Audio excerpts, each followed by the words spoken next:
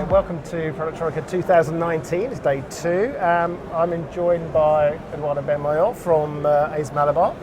Thanks for coming to see us. I noticed your stand in the other hall is quite impressive. Now you're a laminates company. You've got several new products you're bringing to the show, aren't you? Yeah. We are trying to come up with new solutions for the thermal dissipation on the PCB industry. One of the topics today that is coming more and more popular is the big problem that OEMs are facing with the mismatch between the aluminium substrates and the LEDs, and this generates a cracking effect in the solder joints. And we are presenting new solutions with low tensile strength, what we call a low modulus IMS, in order to use this interface material as an elastic dielectric layer and compensate the mismatch in between the aluminium heatsink and the LED. The industry is changing. It seems to be changing quicker than it's ever changed. Is this a case of responding to what customers are asking you? Are you keeping an eye ahead of where the trends are going and think, right, we need to be coming up with something now? The LED came very fast into the industry, and the major big players in the industry are detecting now some failures related to this mismatch between the elongations, and they really want to solve this problem.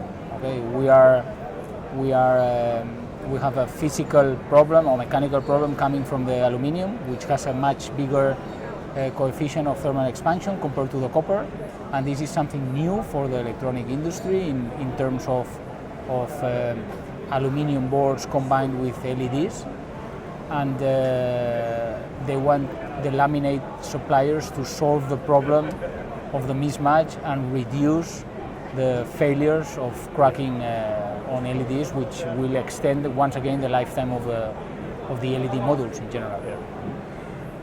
What are you're getting a lot of visitors on the stand. What has the reaction to these been? Are the people keen to see them in action? Well, everybody is open to new solutions. Everybody wants to test and wants to evaluate, because the cycle test lasts for a long period of time, because you have to do minus 50, 150 degrees during 1,000, 2,000, 3,000 cycles, and only after this they are capable to evaluate the cracking effect. And all the OEMs are ready to try, and this takes time to make the testing and the final performance and so on, so they want to feel this on their own products. What kind of size businesses are coming to see you? Are they big players, small players, right across the board? OEMs are especially normally big customers, which they normally specify the laminate supplier, and then they ask the PCB maker to produce their boards with certain specified suppliers. But the laminate is more and more important in the PCB industry for high-end products, and OEMs want to interfere in the selection of the laminate supplier. Right. Yeah. So they don't want the PCB customer to use any kind of laminate supplier for their PCBs. And if they use you, they know they've got a consistent supply of the quality all the way through, so they avoid the problems right down the line. And are you getting those people come to the stand? Those kind of customers, this sort of show? Many of them come to discuss technical things, others to discuss volumes and prices. There is a hard competition in the market right now, and everybody is suffering because of the low production of the automotive industry, so everybody is wanting to catch up with the margins and so on, and they always knock your door to have price reduction.